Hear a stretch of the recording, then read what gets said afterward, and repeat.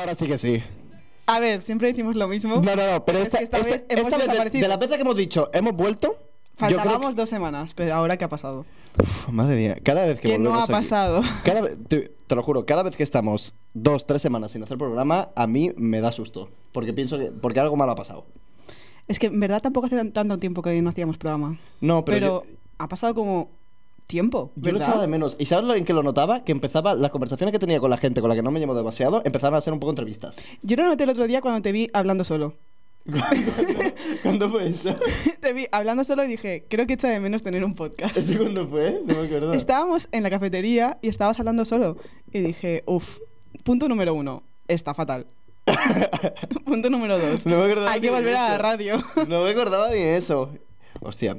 Pero no, además, hemos estado 2 semanitas sin... Oye, me gusta mucho porque ahora estamos haciendo... Bueno, la gente que nos escucháis, que serán ahora mismo 2 personazas. Son las 8:20 de la mañana. Buenos días, despierta. Podemos hacer el despertador. Siempre he querido decir en radio, buenos días, empieza el nuevo día. Es que ¿sabes lo guay de los programas matutinos? Que en plan tienen que ser como muy animados porque la gente normalmente está cuajada. a Es esta que hora. cuajados estamos nosotros también. Y entonces yo no sé cómo lo hacen, ¿eh? Hoy me he levantado a las 5:30, te lo juro, me estoy muriendo. Ahora la energía que tengo para hacer un programa es que literalmente me acabo de enchufar 2 cafés como si fuera un chupito. Yo espero que hoy el día acabe a las 2 de la tarde. Pero me bueno. puedo ir a dormir ya. Es que molaría hacer el programa así, ¿eh? Como si fuera un programa matutino de... Buenos días, buenos días, buenos días, buenos días. Estamos en esta mañana de martes. Es Y es martes, ¿verdad? miércoles. Es miércoles. Pero bueno, hoy tengo muchas ganas de la entrevista que vamos a hacer. Tenía muchísimas ganas de encontrar un entrevistado que nosotros dijéramos, joder, ahora podemos sacar una entrevista guapa. A ver, que todas han estado bien. Mierda hasta ahora toda la entrevista. ¿Qué va? Todas han estado bien. Malísima. Pero seguimos en nuestra línea de intentar encontrar a gente que sea interesante, que nos explique su realidad e intentar, pues, mostrar una parte quizá de la vida que la gente no conoce. ¿Cómo se nota que está aquí delante y le estamos haciendo la pelota? Le estamos guiñando un ojo. Pero eso, la verdad, nosotros lo que intentamos en Punto Nemo es traer a gente de muchos campos diferentes y que nos explique cosas porque realmente no somos buenos entrevistadores, somos tontos y tenemos Pero muchas somos preguntas. tontos con mucha curiosidad. Exacto. Queremos saber de todo. De hecho, me parece muy bonito porque creo que eso es lo que nos define. Porque es que no intentamos ser mejor que nadie, porque no lo somos. Efectivamente. Entonces, ¿qué hacemos? Pues tenemos muchas preguntas y hacemos la pregunta como si fuera rollo. Oye, tu primito de 8 años que te pregunta, oye, ¿pero esto cómo funciona? Oye, ¿por qué la luna me sigue cuando voy en el coche? No podemos ni ser faltosos con los temas que no conocemos porque es que somos bastante tontos. Así que sabemos de publicidad, pero nunca vamos a traer a nadie de publicidad porque entonces parecería que sabemos de temas y eso es lo menos que quiero en este programa. Exactamente. Que parezcamos listos. Porque este no es un programa para empollones. Entonces, ¿qué vamos a hacer en este programa, Paula? Bueno, vamos a hacer una entrevista que yo creo que es muy interesante porque es un perfil de persona que es algo que todos conocemos, pero que realmente nadie sabe cómo es la vida de... Dilo, Pablo. Un sacerdote. Efectivamente. Antes de nada, Paula, antes de dar una bienvenida a nuestro invitado, te quería preguntar, ¿tú eres una persona espiritual? Yo sí. Y ya estaría. Es que últimamente me he dado cuenta que nunca he sido especialmente espiritual, es decir, no De soy hecho, bastante... no lo eres para nada. No, pero sí que soy mucho últimamente de creer en el destino. Es decir, no creo especialmente en como que haya algo superior, pero sí que creo que el destino, que algunas cosas están escritas. Y eso me tranquiliza mucho. Es decir, y sé que a ti, espectador que nos está escuchando a las 8 de la mañana, también te tranquiliza. Por eso, hoy, si puedes dar paso a nuestro entrevistado, Paula, tenemos mucha suerte de contar con... Juan Ramón Laparra, que es sacerdote de la iglesia Santa María del Mar y está aquí con nosotros en Punto Nemo. Ole, ole, ole. Aplaude ya mientras entra. Taca, taca, Dos taca, taca. personas aplaudiendo siempre. Se tiene que escuchar un eco. Buenos días, Juan Ramón. Buenos días. Buenos días. Lo primero de todo, ¿cómo nos dirigimos a ti durante la entrevista? ¿Juan Ramón? Sí, ¿no? Como queráis. Vale. Vale. ¿Montado o estamos siguiendo aquí? No, estamos siguiendo. Todo sigue. Esto es... Todo sirve. Exactamente. Pues bueno, A ver, primero de todo, muchas gracias por haber venido, sobre todo a estas horas. a las 8 de la mañana. Es una hora, la verdad. Sabemos que es una hora criminal. Brilla. Es una hora O criminal. sea, la hora es normal. El tema es que cuando tienes que levantarte antes para estar aquí a las 8. Sí, Bien. efectivamente. Nosotros que estamos acostumbrados a llevar un ritmito de si había una clase por la mañana a las 8, de 8 a 9, pues igual se saltaba esa clase. A mí me está costando, ¿eh? Yo doy clase a veces pronto por la mañana y soy consciente de ello. ¿Y la gente está igual de cansada que nosotros estamos a las 8, 9 y media de la mañana? ¿Lo notas que la gente está muy cansada? Sí. Hombre, es que los seminarios a las 8 de la mañana... Seminarios de 8 a 11. Yo estaba A ver, conectando neurona aún. 11 son 3 horas. Doy clase de hora y 10, hora y cuarto, ¿no? ¿La gente se salta más esa clase? Es decir, ¿suele faltar más a esa o a una de las 7 y media, 9 de la noche? Es que a esa hora yo no doy clase. Pero eso también se salta la Por gente en clase. convicción, por convicción no doy clase. No, justamente para intentar compatibilizarlo con la vida de sacerdote, porque... Pues ahora de eso justamente queremos que nos hables. Exacto. Básicamente, como has oído en la introducción, nosotros queremos hacer muchas entrevistas a gente diversa porque nos gusta mucho la manera de vivir de diferentes personas y nos llama mucho la idea de joder, algo que está tan interiorizado por todos, pero que realmente mucha gente no sabe en qué consiste realmente la vida de un sacerdote que, como has dicho, compagina sus tareas de sacerdote con, además, dar clase. Y te queríamos preguntar, lo primero de todo, es que ¿en qué momento decidiste dedicar tu vida en parte a la religión? Pues, vale. Bueno, Va sencillita la primera pregunta. en primer Franco, lugar, decir. aclaro una cosa, ¿eh? Yo si estoy dando clase o si estoy en la universidad es sobre todo porque soy sacerdote, es decir, Ujú. en la universidad en la que colaboro, que es la Fundación Blanquerna, pues... ¡Ole! Publicidad. Pues si hay un sacerdote o si hay una persona que colabora de alguna manera en el tema de la pastoral, siempre está dentro de las clases, ¿no? Entonces yo por eso estoy en las clases, sobre todo para estar presente en medio de la comunidad universitaria. Entonces, ¿cuándo empecé yo a plantearme ser sacerdote, si tú quieres? Sí. ¿Vale? Bueno, yo cuando era adolescente iba a un colegio que está aquí al lado, ¿vale? Aquí estamos en Sants, pues yo iba a un colegio aquí un poquito más arriba, al colegio Padre Mañanet de las Corts. Ujú. Ahora creo que se llama Mañanet las Corts solamente, pero bueno. Y bueno, a partir de aquel cole, después yo fui a la universidad Ujú. y empecé a estudiar química. Y ya en el colegio encontré a un profesor con el que de alguna manera empezamos un camino, unos grupos en los que estábamos interesados por el tema de la fe. Y después, al llegar a la universidad y al estudiar intensamente, yo empecé a estudiar química y eso suponía estudiar muchas cosas, matemáticas, física. Suponía una dificultad muy grande. Es decir, Yo no podría. Dios mío, Dios mío. suponía, digamos, un cambio de mentalidad muy fuerte. Con respecto al instituto, era, digamos, un nivel muy alto, ¿no? Y entonces el esfuerzo, sobre todo también el poder descubrir dos cosas, ¿no? El esfuerzo que mis padres, que son gente sencilla, estaba haciendo para que yo estudiara en aquella universidad, que era una universidad privada, y después el hecho de que mi hermano es discapacitado intelectual. Entonces, eso unido a la, digamos, a la pregunta por qué quiero hacer con mi vida, quiero dedicarme mi vida a estar aquí en la universidad, a qué puedo sacar de aquí, y después junto con el camino que iba empezándose con esta gente, ¿no? Con estos amigos, de los cuales pues muchos de ellos hoy en día aún pues, están vinculados a la iglesia, otros han pasado de largo, ¿no? Pero pues comencé a plantearme, ¿no? En qué merecía la pena dedicar mi vida. Ujú. Y bueno, yo empecé a planteármelo, como digo, poco después de empezar la universidad, y mi carrera dura 6 años. Ahora ya no, quizá, porque han cambiado química? los planes. Sí. Son 6 4. años de 6 años de química. Dios mío. Bueno, No hay fórmulas suficientes. eran para 6 años. 5, eran 5. Bueno, en realidad los químicos no se pasan el día mirando fórmulas. Eso es bachillerato y luego ya la ¿Y qué cosa. hacen? No meten cosas en un tubo. Sí, eso sí, Y eso sale sí. espuma. Eso sí, una vez me mandé al hospital a mí mismo en ese caso. ¿En serio? Ostras, ¿sí? ¿Cómo? Pues eso, pues metí cosas en un tubo, salió espuma y el tubo reventó. Y entonces, pues me... ¿Y te suspendieron? No me sorprendió. Le aprobaron por decir, No, pobrecito, no, no, Dani, me no, sorprendieron. no, no, Simplemente fue un accidente porque utilicé un tubo que era más pequeño de lo que aparentemente yo creo que debería ser y entonces pues nada, Es algo que me pasaría a mí. A mí me hace también lo gracia digo. porque cuando hacíamos química en el bachillerato, me acuerdo que tenía una vez un chico, no sé qué hizo, que tuvieron que poner, que avisar incluso al ayuntamiento de que había habido como gases que no se podían Ah, poner. Y entonces... ¿Pero qué hacías? ¿Química VIP? Yo no hacía a química mí- de yo lo, tocar yo lo cosas. odiaba. Estaba en un laboratorio, me ponían unos guantes, me ponía muy nervioso porque es que como la cagaras, explotaba.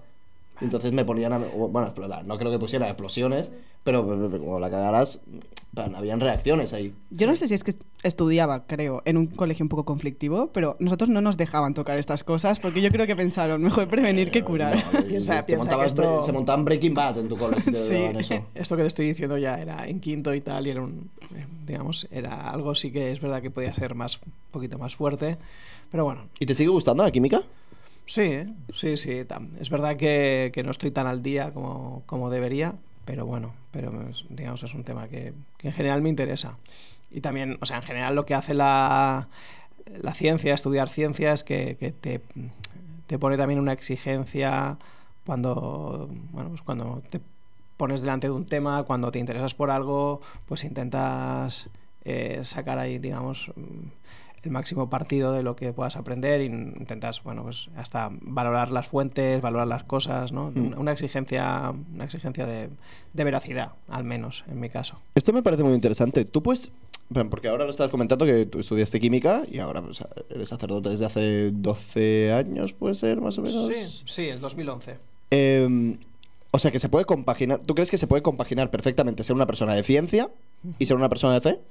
Sí, bueno, de hecho, por ejemplo, en nuestro seminario, compañeros que han hecho ciencias, hay bastantes. Bastantes compañeros han estudiado ciencias y de hecho tenemos un curso específico online sobre ciencia y fe, justamente. Es decir, no son dos mundos separados. Si un científico es leal con aquello que está aprendiendo, eso no solamente no colisiona con la fe, sino que está llamado a interrogarse mutuamente, ¿no? Los dos mundos están llamados a interrogarse mutuamente y a la vez, ¿no? Si una persona de religión, un teólogo, un filósofo, hace también las preguntas adecuadas, pues ayuda también a situar los descubrimientos científicos o las cuestiones más técnicas dentro de su nivel adecuado. ¿Y alguna vez has vivido alguna prueba de fe que haya hecho que dudases que escoger la religión fuese la opción? Que digas, ostras, igual aquí... Patiné. Bueno, la situación más delicada no sería una prueba de fe, pero la situación más delicada fue que yo estaba en el seminario. De hecho, justo antes de entrar al seminario, el seminario es el lugar, el centro de estudios, es un internado, ¿no? En el que se preparan los futuros sacerdotes. Pues poco antes de entrar al seminario, en mi madre se empezaron a manifestar síntomas, ¿no? A nivel respiratorio, de lo que sería después la enfermedad que la llevó a la muerte, ¿no? Tenía un cáncer de pecho que se le pasó al pulmón y después a más lugares, ¿no? Y entonces eso se manifestó, estalló, vamos a decir, un poquito más tarde, cuando ya estaba ya viviendo, cuando ya estaba ahí dentro. Y hombre, aquello no es que fuera algo que me hiciera replantearme el camino que había tomado, pero sí que es verdad que cuanto menos decir, oye, es muy importante que yo cuide de esto, es muy importante que yo no deje de lado este aspecto de mi vida, de mi familia, de mi madre, ¿no? Poder acompañarla. Y tuve que luchar mucho para poder acompañar en varios momentos a mi madre en su enfermedad. Y hubo personas que me comprendieron más que otras. Y bueno, ese sería quizá el momento como más delicado que yo pueda recordar, sin duda. Comprensible, por otro lado. Ya, Sí, completamente, de hecho. Todos los motivos. Sí. Pero también es curioso para mí. ¿Te ayuda de alguna manera esta fe para llevar el duelo, para tener una visión diferente de lo que es la muerte, tanto de un familiar en este caso como también propia? Es decir... Bueno, sí, indudablemente. Es decir, se dio la situación difícil de que la enfermedad les golpeó a la vez a mi madre y a su hermano, que era mi padrino. Y bueno, mi prima, por ejemplo, no es una persona de fe. Y ella me preguntaba, ¿no? ¿Tú cómo lo haces, ¿no? Porque ella vivía con gran dificultad, afrontaba con gran dificultad la enfermedad de su padre, ¿no? De mi tío. Y yo la verdad es que, no sé, procuraba contemplar la realidad de la vida de mi madre, de su vida, de su enfermedad y de su destino como, no sé, dentro de toda la grandeza que tenía, que tiene. Es decir, no solamente porque los cristianos creemos que una persona está llamada a la resurrección, ¿no? Sino también porque para mí cualquier día que pasaba con ella, cualquier gesto que tenía con ella, cualquier momento en el que podía compartir con alguna cosa importante con ella, tenía un valor, cobraba un valor infinito, ¿no? Es decir, cuando uno tiene la conciencia de, claramente, siempre lo es, ¿no? Pero claramente reconoce que la persona que tiene delante es un regalo, y que ese tiempo quizás es hasta un tiempo de descuento, porque mucho antes de morir ya nos dijeron que se encaminaba hacia ese final. De hecho duró bastante más, y afortunadamente.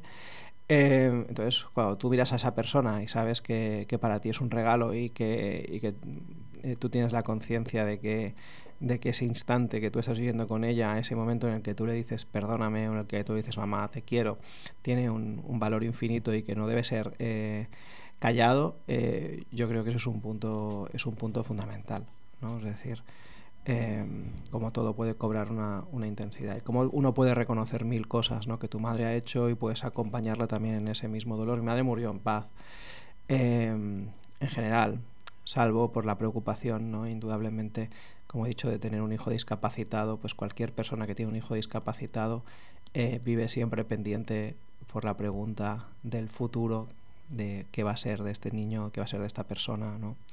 Y bueno, en cualquier caso eso ha ido avanzando también. No, esa es una pregunta que tengo yo por curiosidad. Cuando suceden cosas así tan graves y que causa tanto dolor, ¿no te cuesta mantener la fe? Es decir, ¿por qué pasaría algo tan malo? ¿Por qué tiene que pasar esto? ¿Cuál es el motivo de este dolor? ¿Cuál es el motivo de este sufrimiento? Bueno, a ver, esto es lo que nosotros solemos llamar situaciones límite, ¿no? Situaciones límite, que es evidentemente la muerte de un ser querido, la irrupción de una enfermedad en la vida de una familia, no sé, una catástrofe que golpea, ¿no? Y justamente esas situaciones límite muchas veces lo que hacen, a veces puede ser levantar una rebelión en el corazón de las personas, pero a veces también despiertan la pregunta por qué sentido tiene mi vida, por qué ha sucedido esto, qué sentido tiene el sufrimiento, porque, es decir, todas las personas, todo el mundo, si no lo tapamos, si no lo anestesiamos a base de, no sé, de pantallas o de sustancias o de relaciones más o menos adecuadas, si no lo anestesiamos, todos tenemos una serie de preguntas en nuestra vida sobre ¿por qué estamos aquí? ¿Por qué tienen que pasar cosas malas? La pregunta por el sentido, la pregunta por mi origen, la pregunta por el sentido del mal, la pregunta brutal por el sentido del sufrimiento del inocente, ¿no? Que es la más dura, ¿no? Porque efectivamente es una pregunta de decir, oye... Y la que más se usa para poner en... Yo, al menos, es la que más he visto que se usa para poner en duda la existencia de Dios. Es decir, que siempre se pone... Es lo típico que he escuchado de cuando una persona atea quiere discutir con una persona religiosa, siempre ponen en dicho la misma situación, que es, si Dios es omnipresente y omnipotente, si Dios es omnipotente, ¿por qué no evita que pasen cosas malas? Sí, o es bueno o es omnipotente. Exacto. Sí, de hecho esa pregunta se levanta ya en la modernidad, se levanta ya en tiempos de casi la Ilustración, y es una pregunta que de hecho se plantea fuera de la fe. Es decir, está planteada por personas que no están dentro del mundo de la fe, por filósofos o por personas que ya no viven plenamente integrados dentro de la fe, porque en realidad yo soy un sacerdote católico, por tanto soy cristiano, y Y es verdad que no hay una respuesta fácil y clara a esto, porque de hecho el sufrimiento es un misterio, ¿no? Y la presencia del mal en el mundo es un misterio, se conoce como el misterio de iniquidad, ¿no? El misterio de por qué está la presencia del mal que ha sucedido.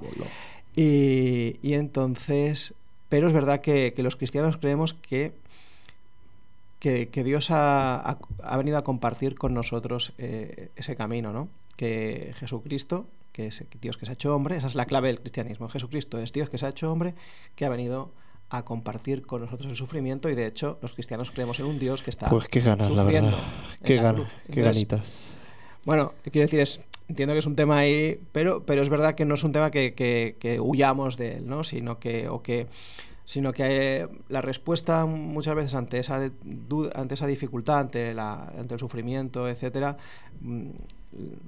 pues está también en la mirada de Jesucristo que está en la cruz, o de su madre que ha perdido un hijo, que ese es el dolor más grande que existe en el mundo, que es el de que una madre pierda un hijo, ¿no? Entonces, pues por tanto, la pregunta por el sufrimiento no es que nos encare dentro del cristianismo, sino al contrario, ¿no? Sino que se busca ir a lo más profundo, pero no preguntándola desde un modo teórico meramente, sino desde la vivencia más concreta y más radical.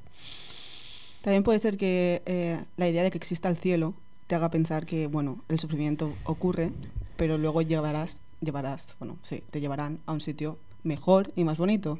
Pero luego también está la pregunta de si entonces las malas personas que hacen malos actos también van a tener esa recompensa. Entonces, ¿merece la pena ser buena persona? O lo típico de si se confiesa justo al final de su vida, ya todo lo que ha hecho se elimina. Todo lo que ha hecho ya no cuenta. Ya no cuenta. Te convalidan créditos. Te convalidan. Bueno, vosotros sois estudiantes, es verdad. Todo lo comparamos con créditos. Todo lo que nos convaliden. Exámenes, aprobar a última hora, aprobar copiando.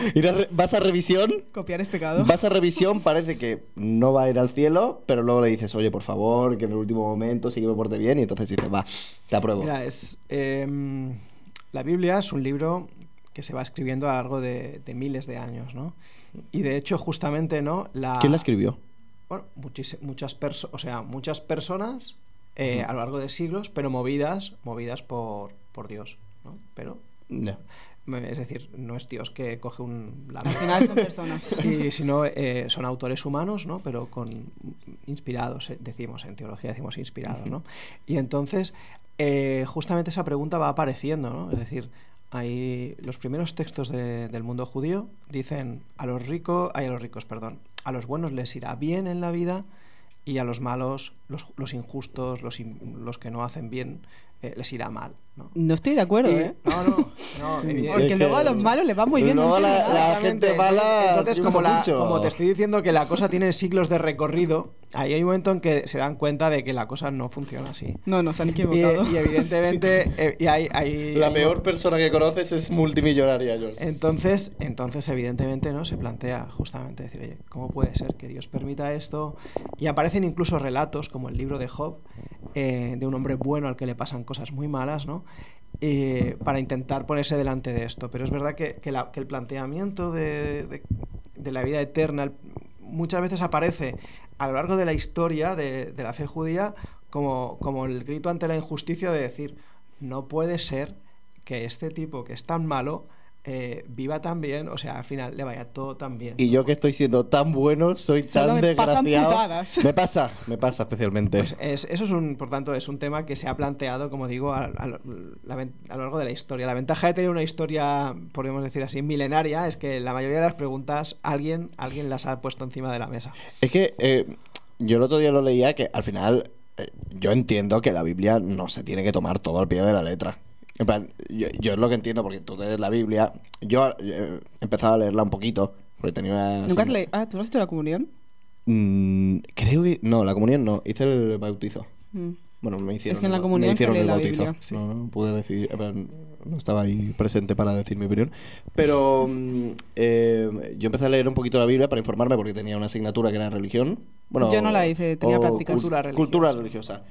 Y entonces empecé los primeros capítulos y pasé el prólogo, el primer capítulo. ¿Qué te leíste? 4 páginas? me leí hasta el diluvio. No muchas más. Me leí hasta el diluvio, ya después... Bueno, entonces, La temporada se hizo un poco larga. Pero... Temporada 2 no te gustó, ¿no? Me vi como las primeras páginas y de repente empiezo... No sé qué nombres ponía, no me acuerdo ahora, pero ponía engendró a no sé quién y engendró tal y vivió 900 años. Y yo digo, no puede ser. Matusalén no ha bebido 900 años. Entonces, o sea, es verdad que nosotros y vosotros que sois especialistas en el mundo de la comunicación, uno reconoce, ¿no?, como la narración de una historia no tiene por qué ser fidedigna. Sí, aunque no, aparentemente no sea una descripción literal de los hechos, tampoco quiere decir que sea mentira. Es decir, que nosotros podemos transmitir verdades muy potentes a través de un determinado relato, a través de un determinado lenguaje. Lo que llamamos en teología a través de un determinado género literario, ¿no? Es decir, hay géneros. En la Biblia no es un libro homogéneo, sino que presenta dentro de ella, como se ha escrito a lo largo de muchos siglos y presenta muchos tipos de textos diferentes, muchos tipos de género literario, desde las poesías, desde las lamentaciones, desde las historias, los cantos. Entonces, evidentemente, los primeros capítulos del libro del Génesis buscan poner delante de nosotros, ¿no?, el por qué nos encontramos como nos encontramos, cuál es la realidad nuestra, ¿no? Es decir, que por un lado hemos sido queridos por Dios, que hemos sido creados por Dios, pero después ha irrumpido en nosotros una distorsión de ese plan original y esa distorsión ha llevado a algo que experimentamos todos, ¿no?, que es la violencia entre los hombres, las luchas entre las familias, dentro de la familia, dentro del marido y la mujer, y entonces uno en ese relato, ¿no?, intenta batallar con eso, ¿no? Si el mundo ha sido creado bueno, si Dios nos ha querido bien, si nos ha creado con un deseo de infinito, si nos ha creado con un deseo de amistad con Él, resulta que luego metemos la pata a niveles estratosféricos y resulta que las relaciones entre los hombres que deberían estar llamadas a algo muy grande, pues se dan situaciones como las guerras y como tantos conflictos. El problema somos nosotros. Yeah. Bueno, por eso ese relato busca de alguna manera dar claves diciendo, ¿no?, que la realidad es positiva, nosotros hemos sido queridos y creados en esa positividad, pero hay una herida en la que nos vemos atrapados, por decirlo así, ya desde el momento en el que nacemos en un mundo pues marcado por a veces esa tensión entre el deseo de bondad, entre un corazón que busca ser bueno y que somos animales y una red de conflictos y de males, sí. Eso es. ¿Y cuál es el libro más guapo, el más guay, chulito, más chulo de la Biblia? El que digas tú, este ha quedado, me encanta, me encanta cómo queda. Este lo han escrito con la plumita en plan que sale es un drama turco de arte. Mira, es que hay... Depende mucho, por ejemplo, de la persona, depende mucho del estado de ánimo mismo de la misma persona, ¿no? Playlist. Sí, exactamente. Es decir, yo creo indudablemente que siempre son un primer punto y un punto clave los mismos evangelios, ¿no?, que relatan pues los hechos, lo que dice Jesús y digamos, esos textos. Yo creo que siempre resultan de ayuda y siempre iluminan de alguna manera, yo diría. A mí hay un texto, por ejemplo, cuando hablábamos de esto del mal y de que el justo no puede quedarse ahí, que es el libro de la sabiduría, que es un libro también muy bonito. Es quizá el último libro que se escribe antes de Jesús, de que nazca Jesús. Y bueno, pues por ejemplo es un libro muy interesante. Y luego, a ver, cualquiera os dirá de alguna manera que el libro de los Salmos, que son como 150 cantos, poesías, es un libro que muestra textos muy crudos, muy reales para muchas situaciones de la vida, desde el que está alabando a Dios hasta el que está perdido. ¿Qué? Hasta el que está perdido. Okay. Hasta el que está perdido, hasta el que se siente traicionado. Por ejemplo, hay un salmo que es brutal, que dice que alguien le ha traicionado, que no sé qué, y dice, pero había sido mi mejor amigo. El que me ha traicionado es mi mejor amigo, ¿no? Entonces, cuando llegas a ese punto dices, jolín, qué realista, ¿no? Es el mismo texto. Lo escribí yo. ¿Te imaginas? Y a mí me causa mucha curiosidad, porque a mí me da curiosidad estas cosas y yo las veo.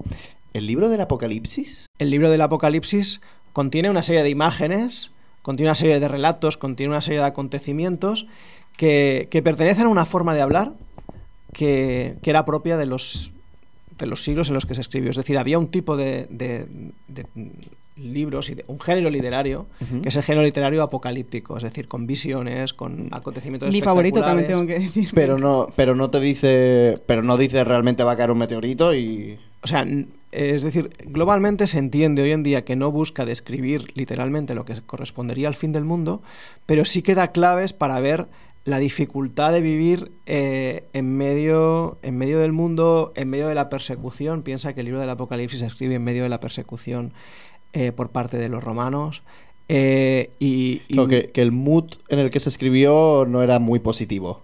No lo era, o sea, era digamos, una situación de persecución a través de la cual, con esas imágenes que son lejanas para nosotros, pero que eran más cercanas para los que las escribieron y para los que las leían en ese primer momento, se busca dar esperanza y, cuidado, sí que se busca dar una idea de la definitividad de la vida y decir, oye, la vida... Que esto se acaba, chavales, que se va a acabar. Pero eso no quiere decir que se acabe ahora, sino que lo que yo hago ahora tiene valor infinito, tiene valor eterno, ¿no? De lo que yo, o sea, la eternidad se construye en el momento. No se va a acabar mañana porque tengo examen, estaría bien así en estudio. Si se tiene que acabar un día, podría ser mañana. Bueno, ahí a lo largo de la historia de la Iglesia ha habido multitud de personas que creían que han dicho... que la historia se acababa al cabo de poco tiempo. De hecho, el mismo San Pablo, en los textos de la Biblia que están presentes, que él escribe, él muestra que está bastante convencido de que la cosa se va a acabar bastante pronto. Y luego a lo largo de la historia de la Iglesia y de no solamente del catolicismo, sino de muchas sectas cristianas, hay muchas personas que han profetizado, han anunciado que el mundo se acababa ya, en muchos momentos de la historia, como el año 1000 o como el año 2000, ¿no? En que yo era ya adolescente, pues había quien decía que iba a suceder algo. No se acabó porque tenía que nacer yo. O el año 2012. También. ¿No acordáis con lo del calendario maya? Eso es lo de mayas. Yo lo pasé mal, ¿eh? Yo lo pasé mal durante lo del calendario porque eras maya. pequeñito y... Porque es que a mí me dijo, ¿voy miedo. al Insti, sí o no? Porque yo llegué un día y me sentaba junto a mi compañero Joel en cuarto de primaria, quinto de primaria, no me acuerdo cuándo era, y se sentó un día y me dijo, ¿sabes que el mundo... 2010. ¿Sabes que el mundo se va a acabar el 23 de diciembre de 2000... No, el 21 de diciembre de 2012? Tú, antes de Navidad. Y yo dije, no me lo creí, dije, no se va a acabar, pero por dentro dije, uy, sí se acaba. Y entonces estuve el 21 de diciembre agobiadísimo. a las 12 de la noche, súper agobiado, que me quedé despierto, digo, bueno, ya está, no puedo hacer nada. Y me quedé así y luego dije, joder, Joel, tío. Bueno, el mundo de los primeros cristianos, de los, yo que sé, años 50, 60, 80, 100, ¿no? Había muchos cristianos que consideraban que el mundo se podía acabar en cualquier momento y que Jesús, él había dicho, él dice en el Evangelio, qué positivo también, que va a volver, ¿no? Y entonces, cuidado, porque eso le daba a la vida de aquella gente, no vivían con miedo, pero sí que hacía que, como cada día lo vivían como si fuera el último, además también estaba la persecución en tiempo de los romanos, que les podían ir a buscar en cualquier momento, eso hacía que cada día vivieran como si fuera el último. Qué estrés, también te digo. No, llorando todos los días. No era un estrés, porque justamente eso hizo que el cristianismo se extendiera, porque aquella gente vivía de una manera que resultaba... Que daba gusto ver. Que resultaba atractiva para los demás, exactamente, ¿no? Y las personas que se encontraban con los cristianos decían, estos viven las mismas circunstancias que nosotros, pasan por los mismos problemas, pero os afrontan de manera diferente. ¿Qué tienen de especial, ¿no? Y es que aquella gente, como he dicho, ¿no?, valoraba que aquello que vivía tenía, como he comentado con mi madre, ¿no?, tenía un valor eterno, ¿no?, que cada día te la jugabas al máximo, ¿no? De chill. Yo quería preguntarte, que bueno, queremos también hablar que tu papel como sacerdote pues involucra pues diferentes cosas a lo largo del día, la misa, las confesiones. Sí. Y entonces queríamos también preguntarte por el tema de las confesiones, que es algo que nos parece muy curioso. Sí. ¿Qué es lo que más te confiesan y qué es lo peor? Sin decir nombres. No se puede, como se dice Sí, Va, di siempre. nombres. La cosa es que no diga se nombres. se puede decir... ¿Quién se dice- siente aludido? No, sabéis que hay una frase que se dice el pecado, pero no el pecador, ¿no? Entonces, evidentemente, el sacerdote no puede revelar nunca, identificar nunca... Pista, empieza por P y acaba por Mora. Soy yo. No puede identificar nada, de hecho sería algo, algo de lo más serio que tenemos, ¿no? Revelar el secreto de confesión. Sí que es verdad que bueno, para mí, como tú has dicho, ¿no? La misa es el punto principal de la vida de un sacerdote, poder celebrar la misa, poder acompañar a la gente, es un elemento clave. Además, si celebras en una iglesia tan bonita, absolutamente fantástica, espectacular, preciosa, como es la Basílica de Santa María del Mar, pues Ole. eso tiene un valor añadido impresionante. Y después, tú has hablado del sacramento del perdón, de la confesión, ¿no? En el que las personas pues se acercan a los sacerdotes con una carga, ¿no? de situaciones que ellos han cometido, o a veces, quién sabe, ¿no? Cosas que les han sucedido a ellos, daño que les han hecho a ellos, ¿no? Y entonces, ¿cómo tú te puedes poner delante de esas personas? Pues sobre todo intentando transmitir paz. Una paz que no viene de ti, porque yo también me confieso, los sacerdotes nos confesamos, ¿no? ¿A ti mismo? compañeros? No, hombre, a mí mismo compañeros. no puedo. Yo, claro, a compañeros o yo con un compañero, naturalmente. Pero eso es como tener una charla con tus amigos tomando un café. Depende. Ah, depende. no sé, mi Tú madre ya es sabes- médico y se cura ella misma. Depende, tú ya sabes. Evidentemente nosotros pues también recurrimos al sacramento de la confesión y pues cada sacerdote pues conoce pues a algún amigo o algún compañero quizá más mayor o quizá que ya sabe que le puede ayudar en ello y ya está, es normal, es muy normal. Pero, Es decir, ¿tiene que nosotros- ser amigo? O... No, puede ser quien tú consideres. No. Porque claro, si ese Aquí amigo... os he roto, no teníais ni idea de esto. Es que no tenía ni idea. Me imagino que es un amigo, claro. Yo me confieso a un amigo y me diría como, madre mía. Bueno, depende. amigo de baja. Depende. Es decir, uno si es serio con ello, ¿no? Hay personas que te conocen bien y entonces hay personas que tú puedes explicarles o puedes expresarles, ¿no? Una dificultad que tú estás teniendo, una dificultad, yo qué sé, que puedas tener en la vida como sacerdote, y si hay gente que te conoce bien, que te quiere bien, pues a la vez que te perdona los pecados, que eso lo podemos hacer todos, pues también te anima o es capaz de alguna manera de sostenerte en ello, ¿no? Eso por un lado, ¿no? Y entonces por otro lado nosotros confesamos. Es una parte importante del ser sacerdote, evidentemente, que es confesar, que es una cosa que en las películas sale y normalmente es mucho más He matado. rutinario, más prosaico de lo que suele aparecer en las películas, ¿no? Padre he matado. Exacto. En mis sueños Padre, he dicen matado. cosas súper bárbaras, así como de Entonces, telenovela. Ya, yo me esperaba que iban a venir y que sepas que hace Normalmente, 20 años junto a unos amigos enterramos un cadáver. Claro, Nunca lo he normalmente yo debo decir que yo considero que la mayoría de personas que deberían realmente confesar muchas cosas no vienen. No tienen tiempo, están ¿Dónde ocupados estáis? haciendo cosas malas. Estáis ocupados pecando. Los Eso es lo que grandes- estáis haciendo. Las personas que realmente hacen mucho daño en esta vida, muchos de ellos no sé, o no se dan cuenta o viven en una espiral que por En su desgracia no mundo se de habla ilusión. bien. Luego es verdad Dicen, que ¿pa' qué? entonces... Si ya he pecado... ¿Para lo que he pecado? Entonces nosotros nos encontramos pues muchas veces pues intentando acompañar a la gente en su vida cotidiana, sobre todo aquellas personas que son cristianas y que bueno, pues que intentan llevar su vida adelante, ¿no? Es verdad que yo tengo una iglesia que es muy turística y a veces aparece gente que lleva muchísimo tiempo sin ver un sacerdote, entra en la iglesia Mi oportunidad. y Saca dice, fotos. exacto, mi oportunidad, no me va a volver a ver, yo soy de Latinoamérica, he venido de un crucero, no sé qué, me voy a ir mañana, da igual. Voy limpio. Voy limpio a Exactamente. casa. Exactamente. Entonces, sí que es verdad que, bueno, como digo, los pecados normalmente que la gente suele confesar son pecados bastante más prosaicos, ¿no? Pues me peleo con mi suegra, me peleo con mi nuera. Eso no. He pensado en matarlo. Eso no es pecado. Bueno, esto ahí no llegan a decir tanto. ¿Pero eso es pecado? pero Bueno, es pecado. eso es habitual. Es rutina. ¿De qué? Lo Yo que tengo pasa una es que lista y luego la repasaremos. Lo que pasa es que, por ejemplo, pues es verdad que pues, ¿no? Cuando uno sabe que dentro de la dificultad que hay en la familia, lo que sea, uno pone ahí especialmente inquina, pues ahí ya se confiesa. Entonces, Tú, por que ejemplo, que odias a tu suegra, confiésalo. la crítica, por ejemplo, Que entre la suegra murmuración, y la trae ahí. estas son cosas que realmente complican, ¿no? Y luego los pecados más, la gente que cree, pues se confiesa de lo más rutinario, pues oye, pues no he ido a misa este día, o bien pues una cosa que es hoy en día está muy extendida, ¿no? Sobre todo en el público masculino, que es el tema de la pornografía, ¿no? Que es una adicción. Eso que es una adicción confesión top 1. Sí, esta es una adicción muy fuerte.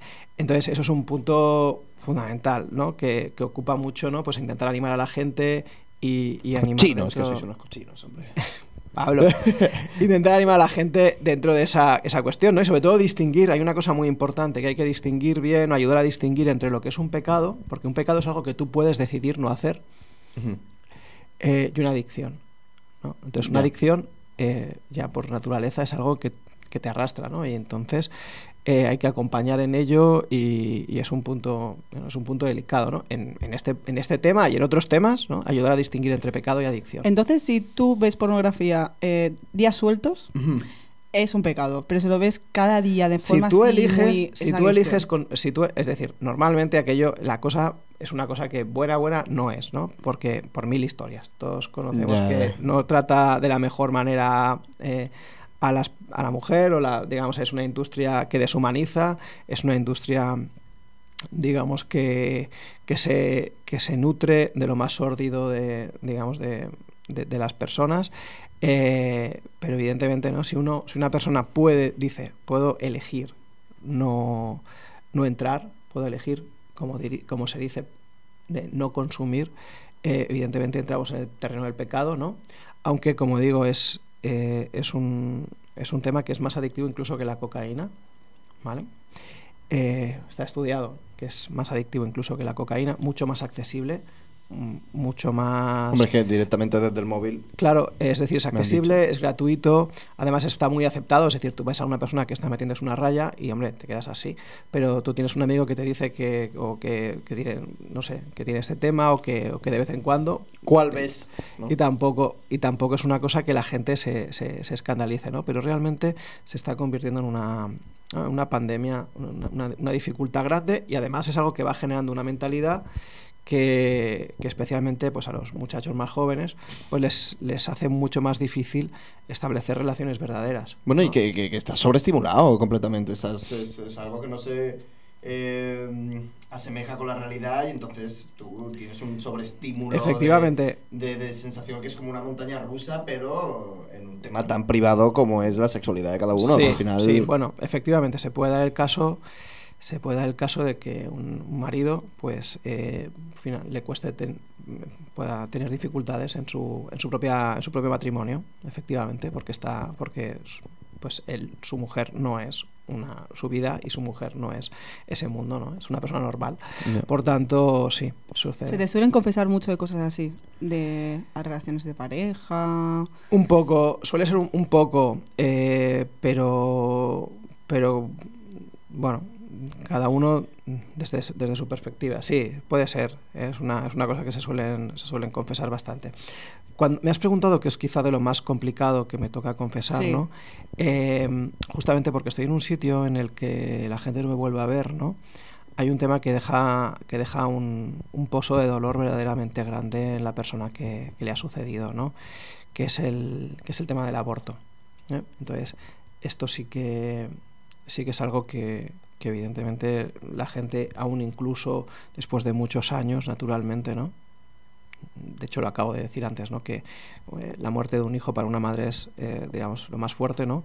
Pues cuando eso ha sucedido de ese modo, ¿no? Aún esa persona pues vive marcada por esa situación, ¿no? Y entonces es un camino de ir ayudando, es un camino de introducir en el perdón, es un camino de ir cuidando a esa mujer para que viva, para que pueda ir viviendo una experiencia reconciliada. Eso es un reto bastante grande, ¿eh? La verdad. Y igual es una pregunta un poco personal, pero también nos da curiosidad hasta el punto que puedas responderla. A ver. No, es una normal. Pero, ¿por qué?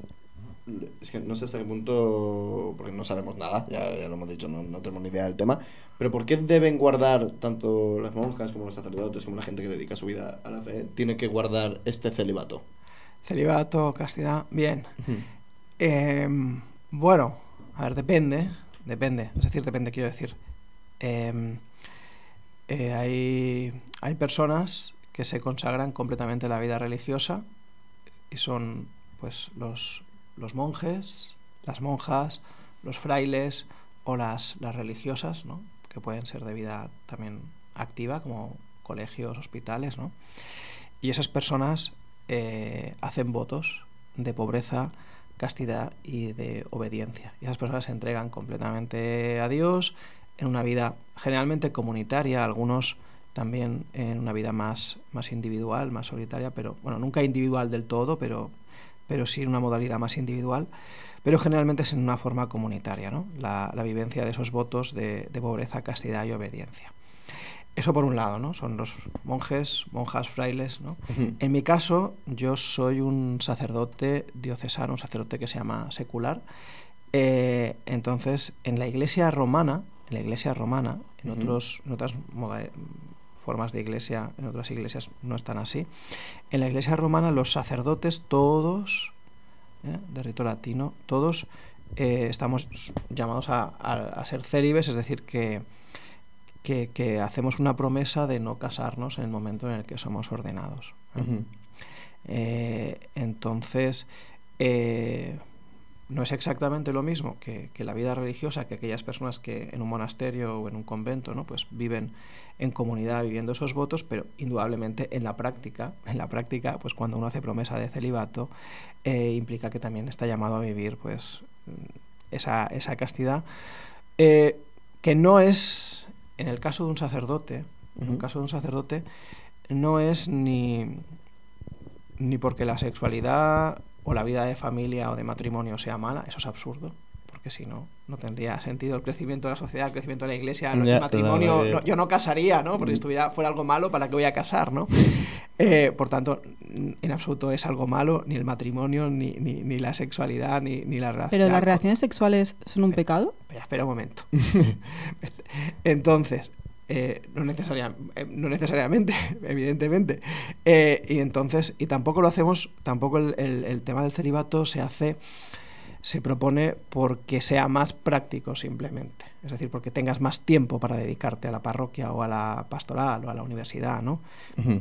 Es verdad que te queda más tiempo porque no tienes hijos, es verdad que, evidentemente que es verdad, y es verdad que que eso te debería dar una disponibilidad, pero el punto principal es el de dónde pones tú tu corazón, ¿no? Y eso es un tema que uno tiene que mirar siempre, porque a uno, aunque esté casado, aunque esté soltero, aunque uno tiene que decir, bueno, ir revisando con cada día, ¿no? Decir, oye, hoy estoy dedicándome a lo que yo deseo dedicarme o me estoy cerrando en mí mismo, ¿no? Porque que yo sea soltero como sacerdote es una cosa, y otra cosa es que yo me convierta en un solterón, ¿no? Que me centre en mis propios, no sé, puntos, manías, entonces eso es lo que hay que evitar, ¿no? Es decir, si uno es sacerdote y es célibe, justamente lo que busca es que su corazón se ensanche y que ame a todos, ¿no? Entonces, eso no es fácil, evidentemente hay que luchar siempre, pues sobre todo contra que uno se pueda cerrar en sus propias manías o en sus propias cosas,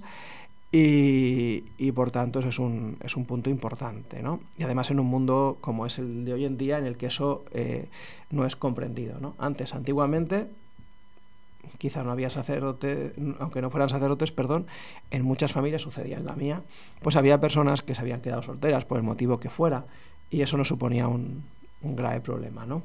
Ujú. Entonces, eso por un lado. Luego tú me dices, ¿las relaciones sexuales son pecado? Pues de por sí no. Pues, De por sí no. Menos mal. Lo que sí es verdad que la Iglesia lo que reconoce es una cosa que yo lo explico muchas veces, sobre todo cuando vienen pues novios y tal a hablar conmigo, ¿no? Ujú. Que el tipo de relación humana que se establece en la relación sexual, el tipo de entrega que se da, el hecho, digamos, ya no solamente físicamente de desnudarse, ¿no? Sino de desnudarse en la vida con una persona con la que uno mantiene una relación sexual, es decir, el grado de intimidad, el grado de entrega que se puede dar, que tiene como posibilidad eso, es tan grande, ¿no? que la Iglesia lo que dice es que eso se tiene que hacer bajo una promesa de un para siempre. Que al final, cuidado. Ya, de no jugar por jugar.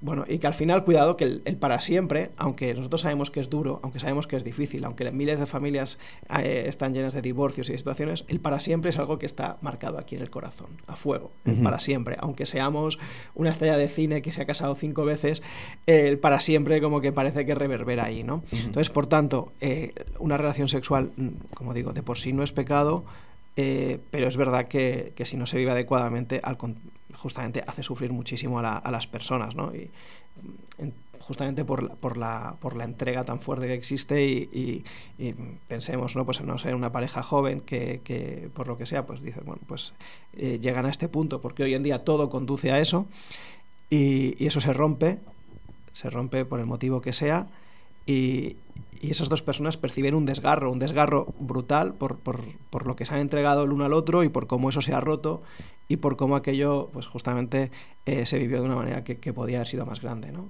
Y eso, bueno, pues eso es una dificultad, ¿no? No son capaces casi ni de mirarse la cara, ¿no? Una vez se ha roto, una vez, ¿no? Pues, o sea, que la Iglesia no está muy a favor de los amigos con derechos, estas relaciones más relaciones sexuales sin, más de fluir, más que nada, yo no creo que sea un tema meramente solo de la Iglesia, que también, evidentemente, sino que creo que es algo que instrumentaliza mucho, si lo miramos con seriedad, es algo que instrumentaliza mucho a la persona.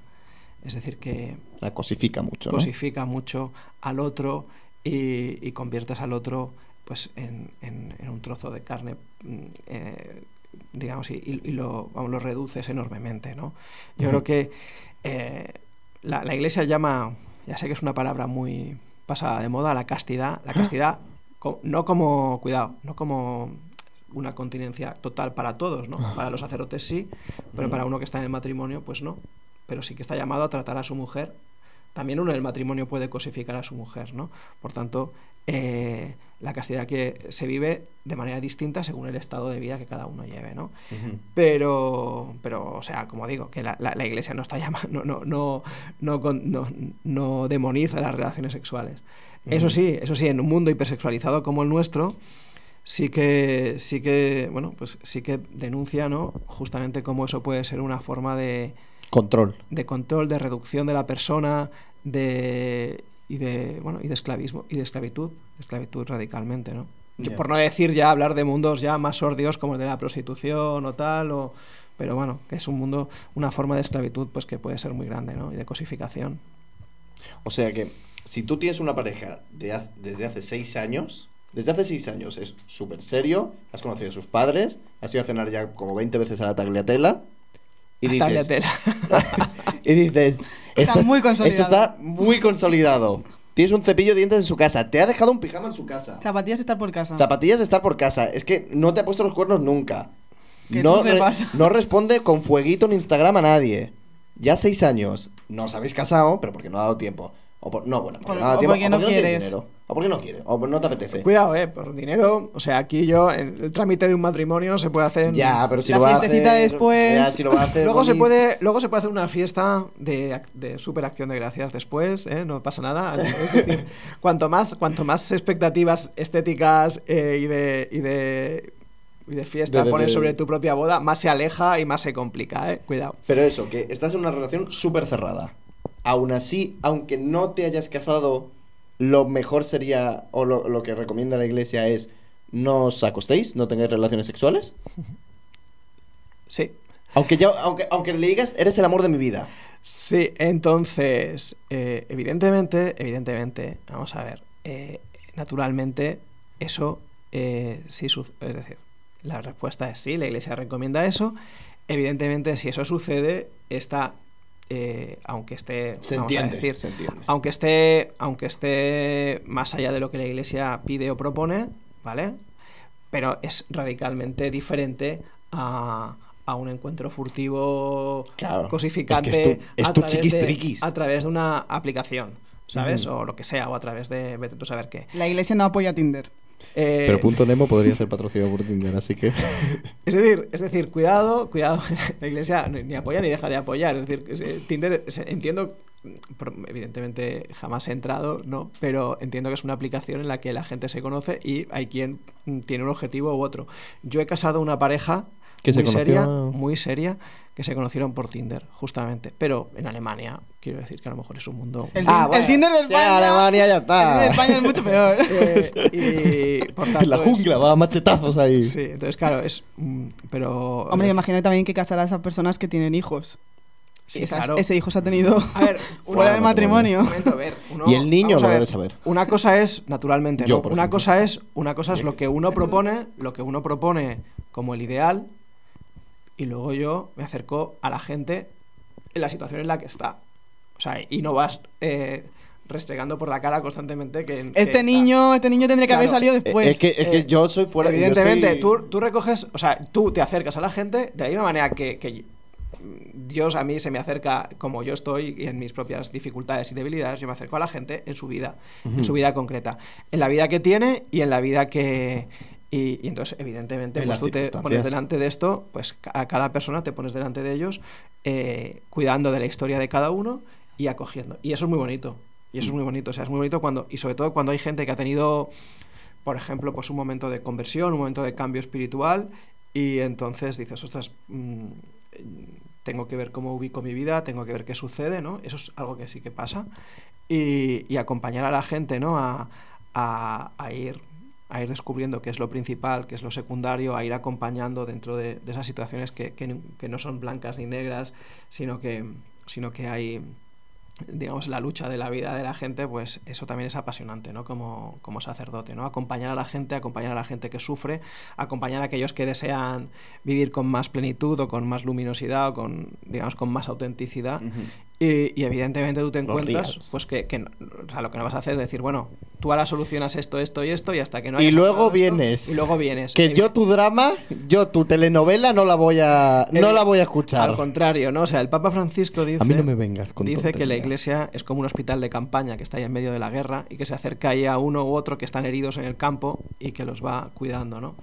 Hay una parte de la Iglesia que es esto, indudablemente, ¿no? Acercarte a los que están heridos por la vida, pero luego también, evidentemente, tú los quieres cuidar, los llevas, intentas generar también para ellos espacios de vida con mayúsculas, ¿no? Y yo soy consciente de que eso es posible porque yo lo he vivido, como digo, con mis amigos, con mi comunidad, en ambientes, en lugares en los que, pues eso, la Iglesia se hace presente, y dentro de eso son curadas las heridas, dentro de eso son reubicadas las historias, y dentro de eso pues la gente camina.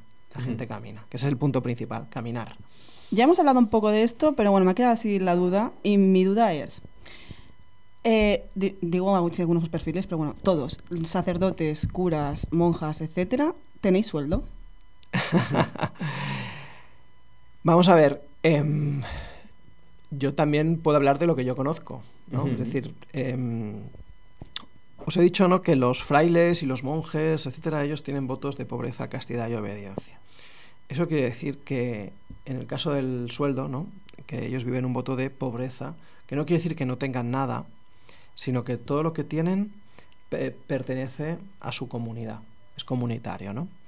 Entonces, pues una religiosa, un religioso que pueda ser, no sé, profesor de colegio, o que pueda ser, no sé, cualquier otra profesión, o que pueda ser sacerdote, como soy yo, si de alguna manera recibe unos ingresos, esos ingresos se ponen en común, ¿vale? Los da. Directamente tal cual entran, dicen, ¡pum! Salen. Se ponen Aquí. en común. No salen, se quedan en la casa misma en la que él vive. Es como una familia que comparte gastos, Vale. ¿vale? Entonces, los sacerdotes diocesanos, yo soy sacerdote del obispado, ¿no? Entonces nosotros, pues, vivimos como, pues eso, como una persona normal, en familia, y entonces, pues si por lo que sea nosotros tenemos unos ingresos, pues esos ingresos pues los destinamos como cualquier persona que vive en su familia, ¿no? Pues A gastos. con las Un situaciones coche caro. con las situaciones con las que uno se encuentra en su vida concreta. Entonces a los sacerdotes de parroquia, como es mi caso, ¿no? Hay un sueldo que oscila entre los 900 y los 1.100 euros, por ahí. Bueno, 900, según un poco las funciones y tal. Yo nunca he Y no cobrado necesitan tanto. becarios, porque me viene bien, ¿eh? Hombre, entonces nadie se hace sacerdote, eso está claro, por ganar dinero. Hasta ahora. Y está claro como, sí, hace años hicieron una campaña publicitaria que hablaban de un trabajo fijo, ¿no? Que quizá fue muy criticado. Evidentemente sí es un trabajo, no es solamente un trabajo, que es una vocación y es para toda la vida, ¿no? Eso sí está claro. ¿No puedes dejar nunca de serlo? Puedo dejar de ejercer, no es el ideal, pero nosotros creemos que igual que uno que se bautiza nunca deja de estar bautizado, aunque pueda darle la espalda al bautismo. ¿Cuánta gente no conocemos, no? Que ha sido bautizada. Pablo, digo no. Y no vive de ese bautismo, pero esa persona está bautizada. Pues un sacerdote podría dejar de ejercer el ministerio, por el motivo que fuera, pero no deja de ser sacerdote nunca, en ese caso. Pero podrías dejar de ser sacerdote. De ejercer. Sí, de ejercer. Del sueldo. El tema es el sueldo. Es un tema que quiero dejar muy, muy claro, es que la gente cree que a veces a los curas nos paga el gobierno o algo así. Pues no. El Pedro Sánchez paga. En absoluto. Es decir, los sacerdotes diocesanos de un obispado. Molaría que lo dijeras. Paga Dios. Y ya está. No, tampoco. Está todo pagado. Paga Dios. Es naturalmente a partir de lo que la gente aporta en sus parroquias, ¿no? Y digamos cómo eso se redistribuye y de esta manera pues nosotros pues recibimos ese ingreso y ya está. Es decir, no tiene mucho más misterio que esto, indudablemente, ¿eh? Solamente que sí que es importante dejar claro eso, que a veces la gente cree que es el Estado, no sé qué, porque creo que también es por la idea esta de marcar la X para ayudar a la Iglesia. Pero de marcar la X en realidad es una forma que tiene la Iglesia y existe con otras asociaciones, ¿no? Benéficas, ¿no? De que una parte de los impuestos puedan ser redireccionados hacia allá. Pero son impuestos tuyos que tú pagas, no es el Estado, ¿no? Atención, cuando el Estado lo que mueve es nuestro dinero, ¿no? En este caso, pues hay una posibilidad de que tú destines, sin que te cueste ni más ni menos, una parte de tus impuestos sobre la renta, un tanto por ciento pequeño, a la Iglesia Católica o a otras finalidades sociales, etcétera, ¿no?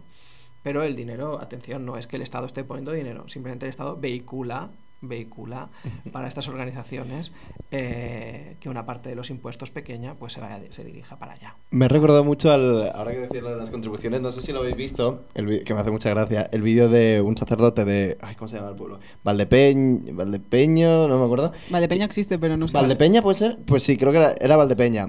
Y sale un sacerdote diciendo, bueno, pues ya han llegado los costes de la obra de la iglesia.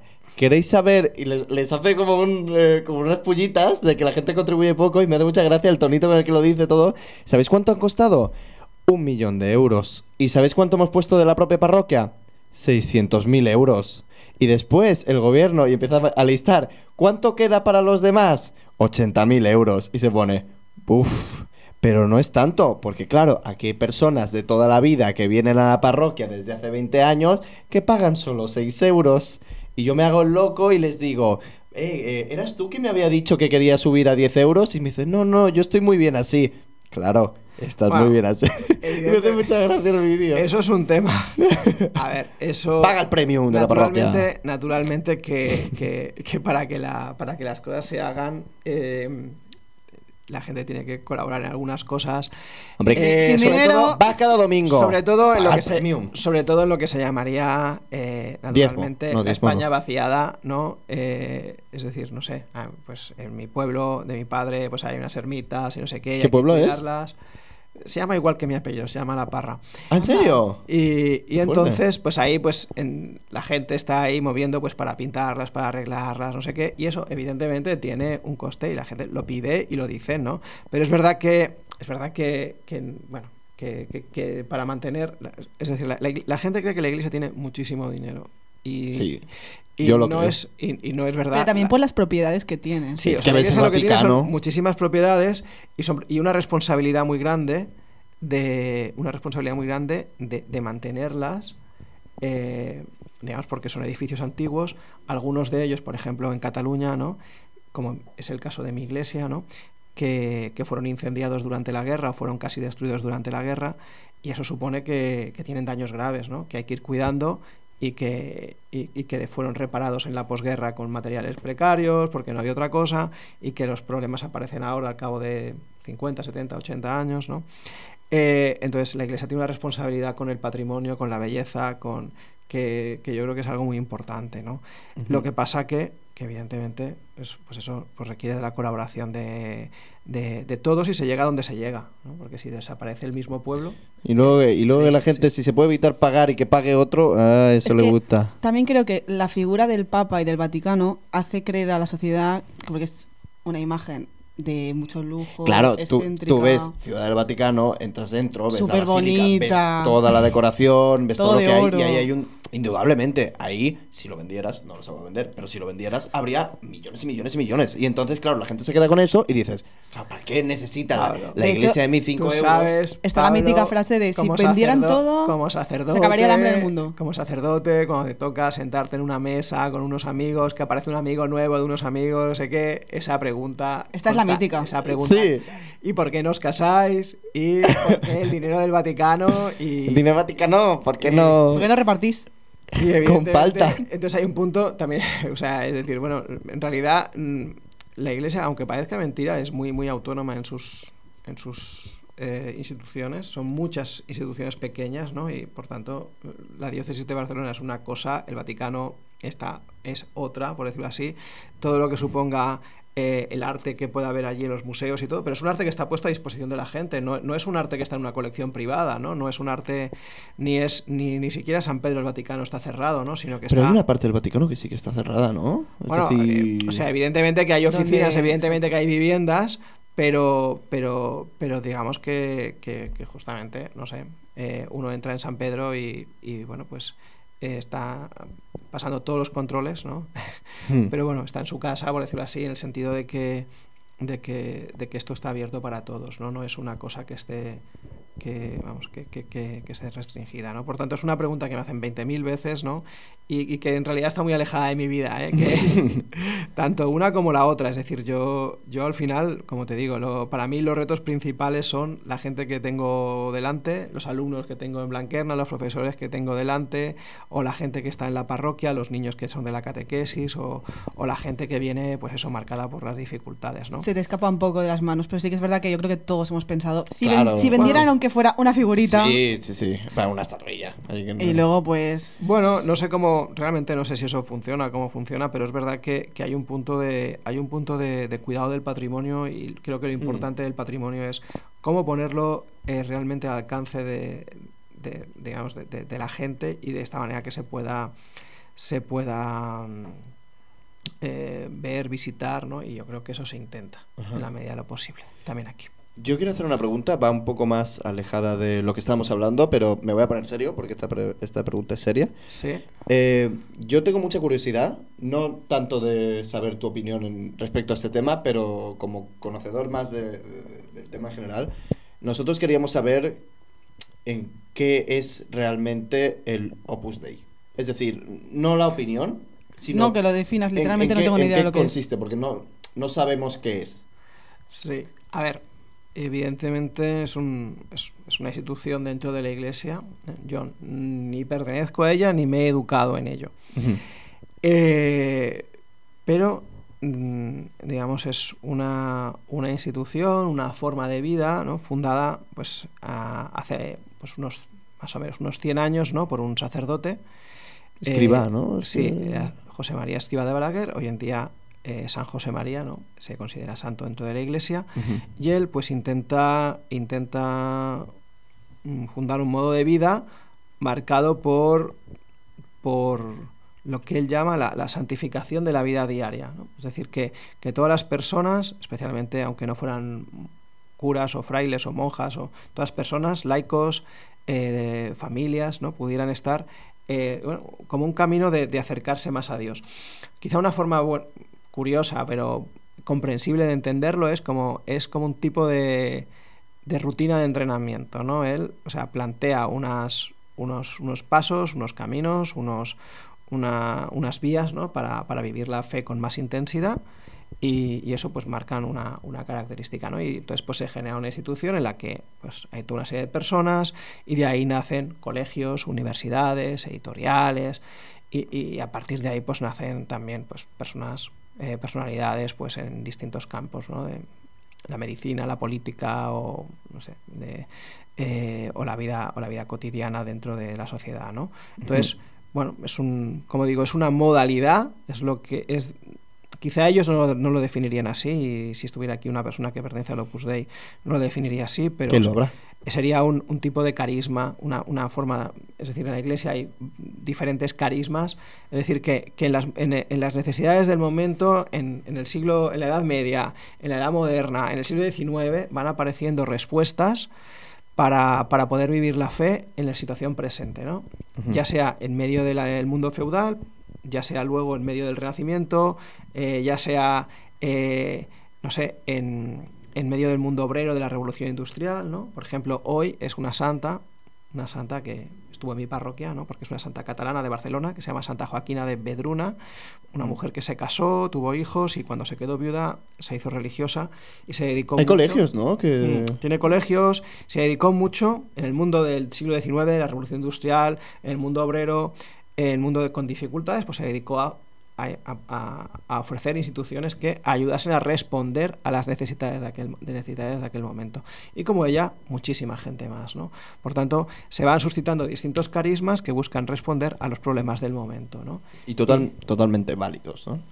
Bueno, la Iglesia hace un discernimiento de esos carismas y algunos los aprueba y otros pues considera que deben ser reformados o podados, ¿no? Es decir, a veces pues hay una persona que tiene una idea buena, pero a lo mejor se ilumina mucho y bueno, la Iglesia va podando eso, va regulando, lo va acompañando, ¿no?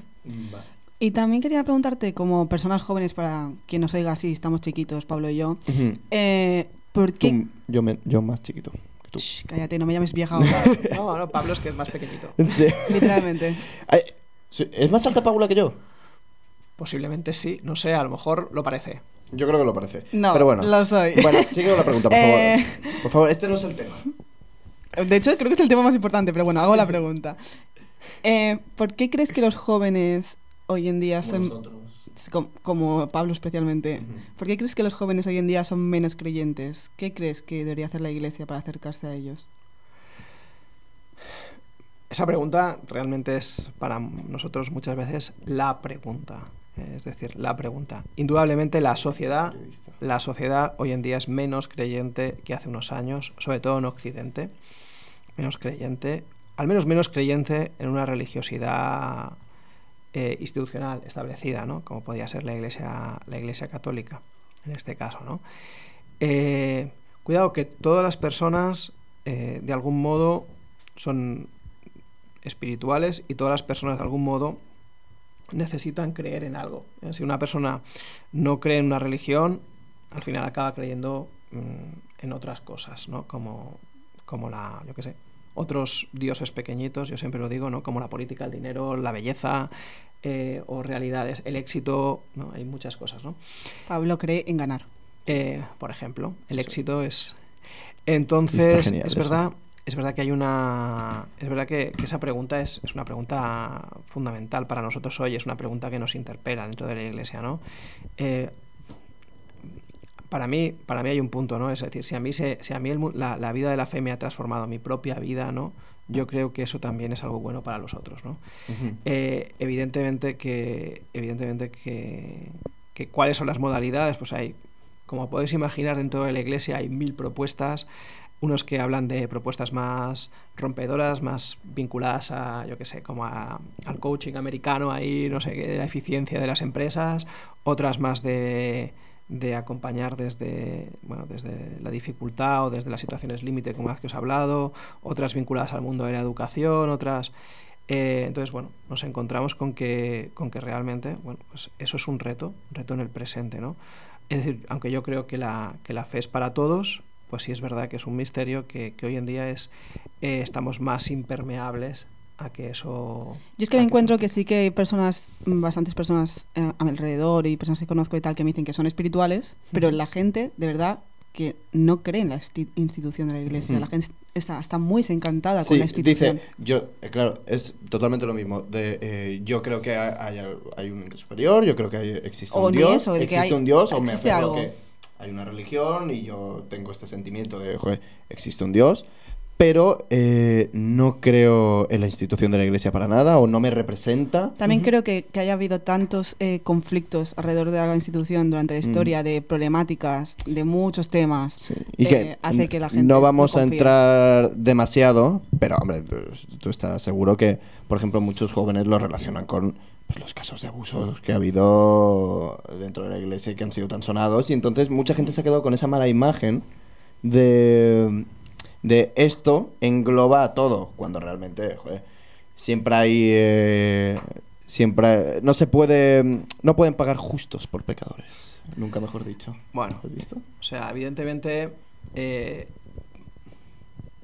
hay una cosa que hay que tener en cuenta, ¿no? Que la Iglesia es una institución, aunque es múltiple, orgánica, tiene muchas pequeñas instituciones dentro, muy grande, que ha sobrevivido a lo largo de los siglos, ¿no? Entonces, pocas instituciones la gente les acusa de cosas que han sucedido en el pasado como a nosotros, ¿no? Es decir, a tu si yo te dijera, ¿no? Porque tu abuelo un día hizo no sé qué, tú me dirías, ¿a mí qué me cuentas?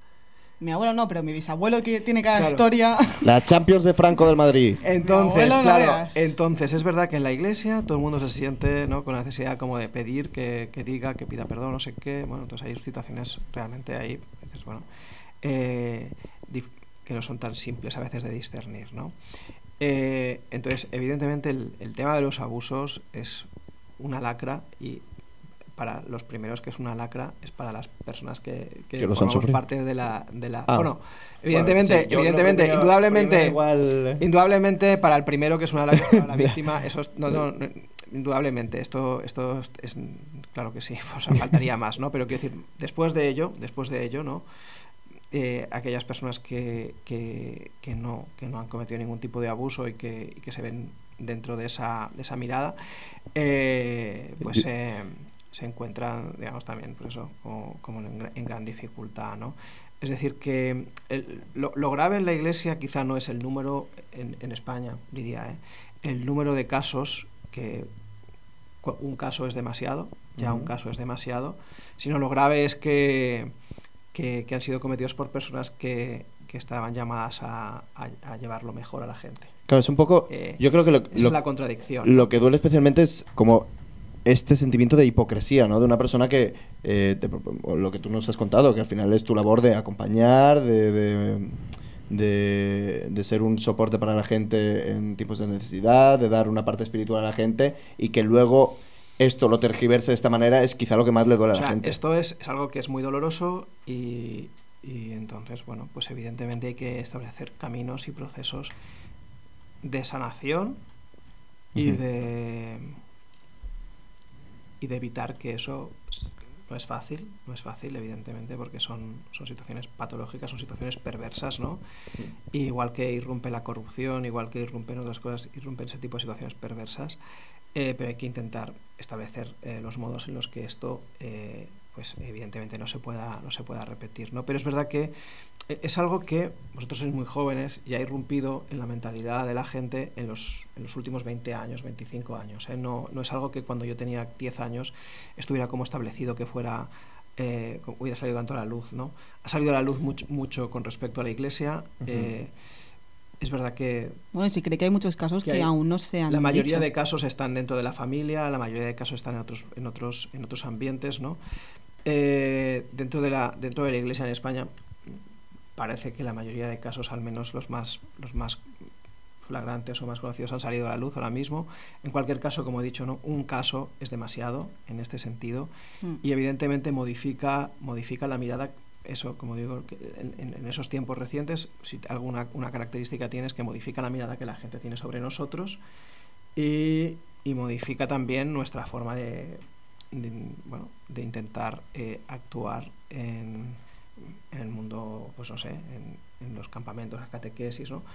la nuestra y la de otras personas, ¿eh? Un profesor de primaria, un monitor de tiempo libre, etcétera, son personas que se ven hoy en día muy fiscalizadas en ese punto y bueno, evidentemente lo que lleve a evitar que algo malo suceda, por adelante.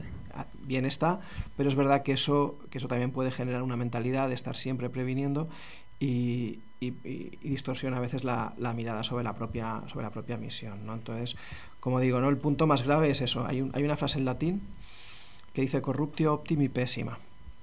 Corruptio optimi pessima. No copies en el examen de mañana. ¿Te imaginas? La corrupción de aquello que está llamado a ser lo mejor, en realidad se convierte en la peor de las corrupciones, ¿no? Por tanto, la corrupción de alguien que está llamado a ser guía, sostén, de alguien que perdona, de alguien que acompaña, es la peor de ellas, ¿no? Y justamente el Papa también ha puesto muy de manifiesto, ¿no? Un tema que hay que cuidar también, ¿no? Que a veces junto con los abusos a nivel sexual se producen también abusos de autoridad, abusos de conciencia, de poder, y eso no solamente en el campo de la Iglesia, pero evidentemente no, sí, de hecho pasa. Pero por tanto es algo que hay que estar muy atentos, ¿no? para poder ser capaces de evitarlo al máximo, ¿no? Sanar en la medida que se pueda y evitar naturalmente, ¿no? Y como digo, no es algo que realmente ahora mismo pues, modula nuestra forma de actuar porque la gente es algo que tiene en mente, ¿no? Antiguamente no es algo que la gente tuviera en mente. Antiguamente la figura del sacerdote era una figura apreciada, reconocida, venerada, seguramente con problemas en algunos casos, seguramente habría situaciones muy difíciles, pero la imagen pública que se encuentra hoy en día es muy diferente. Por eso cuando un chico hoy en día dice que quiere ser sacerdote, es un chico normal, es un chico bueno y es un chico que pues tiene un mérito, tiene una valentía adicional, ¿no? Porque tiene que enfrentarse también a esta imagen y justamente querer trabajar con gente siendo conscientes de ese, digamos, de ese reto. Y joder, es que se nos ha ido el tiempo, tenemos un montón de preguntas, pero al final esto se alarga porque van surgiendo preguntas que tenemos dentro de las preguntas y a partir de las respuestas que nos das, que son muy interesantes. Así que te vamos a hacer una última para que ya puedas también ir. Tengo clase de teología en un ratito. Sí, por eso digo, si nos pudieras, así para terminar la entrevista, explicar algo sobre la religión que esté muy normalizado y tú creas que no es cierto, que lo tiene... Algo sobre la religión que creas que sea como una creencia popular por parte de la gente que igual no es creyente, pero que tú digas, esto no es cierto, no es así, o no es tal cual como la gente piensa. Mira, no sé si te respondo adecuadamente, pero hay una cosa que la gente piensa, o que la gente siempre, cuando habla del cristianismo, de un sacerdote, cuando habla de la religión católica, siempre habla de moral, siempre habla de... Vosotros me habéis preguntado por la confesión, por pecados, ¿no? Uno siempre habla de moral, de un no, de una prohibición, de un no esto, no esto, no sé qué. Sí, parece que te castiguen un poco. Y parece que nuestra vida sea una vida primero centrada en la moral y una vida centrada en prohibiciones. Entonces, como vosotros comprenderéis, yo no me he metido en un mundo para vivir de eso, ¿no? Porque de eso no vive nadie, ¿no? Evidentemente que toda realidad requiere de una determinada forma de actuar, ¿no? En cualquier caso, ¿no? Un deportista de élite, evidentemente, pues requiere de una disciplina o requiere de una determinada vida, ¿no? Para ir mejor, pero sobre todo yo para mí el cristianismo no es primariamente una ética, una moral, ¿no? Que también lo tiene, pero sobre todo es una forma de vida, sobre todo es una forma de, como he dicho, ¿no? de mirar la existencia de las personas, pues acompañado por Jesucristo, acompañado por una persona que abraza el sufrimiento, una persona que es capaz de dar un sentido a las situaciones concretas, por una persona que dice que nuestro amor puede tener un valor eterno, que nuestro amor puede ser llevado a su máxima expresión, que nuestra vida puede cobrar una intensidad y una luminosidad insospechadas, y por eso uno es sacerdote, por eso uno es creyente, por eso uno entra en esta historia, ¿no? No por prohibiciones, no por meramente una moral. Luego eso emerge, existe, se reubica, pero no es lo primario, ¿no? Porque y sobre todo tampoco ni por cuestiones económicas ni por cuestiones en absoluto, ¿no? Sino al final porque uno tiene una promesa de una vida grande. Entonces esa es la idea. Esa es la idea y contemplando muchas personas a lo largo de los siglos de la historia de la Iglesia, encuentra historias fascinantes, y en el presente personas que viven su vida de modo fascinante y afrontan problemas brutales muchas veces de forma sorprendente, atractiva y creo que esa es una característica, ¿no? Que el vivir siguiendo el Evangelio, vivir siguiendo a Jesucristo, pues da una capacidad de acompañar, de ayudar, de abordar la vida de la propia y la de los demás de una manera diferente. ¿Ese es el motivo por el que tú crees en Dios? Bueno, yo diría que es una consecuencia, ¿no? Es decir, uno cree en Dios porque considera que por una serie de... No es por una revelación privada que uno ha tenido, al menos en la mayoría de las personas, sino que uno cree en Dios primero porque la razón ya nos lleva a considerar que Dios existe a partir de las cosas, a partir de la realidad, pero segundo descubre que Dios se ha manifestado en el mundo y se ha hecho presente a través de, en este caso, los cristianos creemos a través de Jesucristo, ¿no? Y así como frase final para cerrar todo, a ver, nosotros al final somos unas personas agnósticas, es decir, no somos cristianos. No somos cristianos, pero joder, al menos yo no niego que pueda haber algo. Yo me considero una persona espiritual, por ejemplo. ¿Podrías darnos así rápidamente, pregunta-respuesta rápida, una razón por la que creas que Dios existe? No tanto en cuanto a algo pues espiritual, sino por esto mismo que has dicho de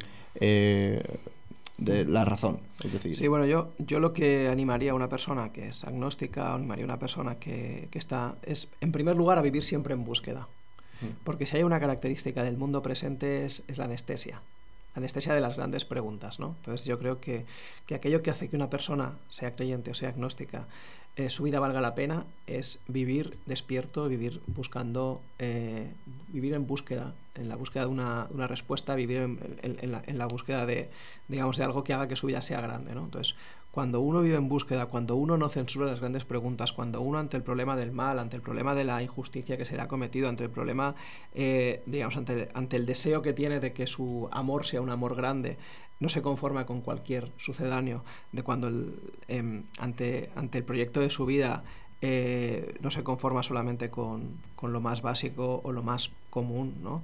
sino que vibra en él el deseo de siempre algo grande. Yo creo que esa persona se encuentra, o sea, en itinerario, si es leal y si es capaz también de confiar en otros, ¿no? Se encuentra en un itinerario que le acerca a Dios, ¿no? De alguna manera. Y amén. Y con esto, y bizcocho, hasta mañana a las 8, ¿no? Ha quedado muy bien, la verdad. Sí, He aprendido un montón de cosas. Yo creo que ha estado muy interesante. ¿Te lo has pasado bien? Yo sí.